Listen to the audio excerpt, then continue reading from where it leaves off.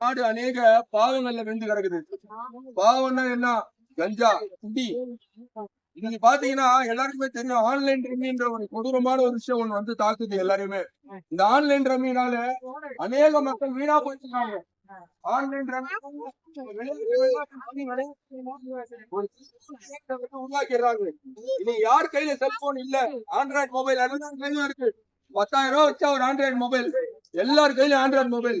பிசாசானவன் என்னென்னலாம் செய்ய முடியும்னு குறி வச்சு ஒவ்வொரு மனுஷனும் தாக்குறான், பாவத்துல விழ வைக்கிறான். கடைசி காலம் நம்முடைய ஆண்டவர் வரைக்கும் சமீபத்துல இருக்கு. கடைசி காலத்துல நம்ம வாழ்ந்து கொண்டிருக்கிறோம். அதனால பிசாசானவன் என்ன பண்றான்? அவன் சீக்கிரமா நம்மளை கட்டி நம்மள பாதாளத்துக்கு கொண்டு போறதுக்காக, நம்மளை அழிப்பதற்காக இந்த ஆன்லைன் ரம்மின்ற ஒரு கொடூரமான விஷயத்தை கொண்டு வந்திருக்கான். நம்ம பார்த்தோம்னா நீங்க ஆன்லைன் ரம்மினால அநேகர், அது வந்து ஒன் வே டிராபிக் மாதிரி, போனா ரிட்டர்ன் வர முடியாது. இது வரைக்கும் அதுல உள்ள போனவங்க யாரும் வெளியே வரல. எல்லாருமே மாட்டிக்கின்னு அவஸ்தைப்பட்டு கொண்டிருக்கிறாங்க.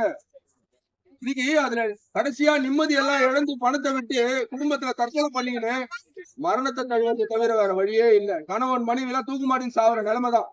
பணம் எல்லாத்தையும் இழந்தவங்க எல்லாம் கௌரவமா வாழ முடியாத ஒரு நிலைமையில தூக்கு மாட்டின்னு செத்துடுறாங்க.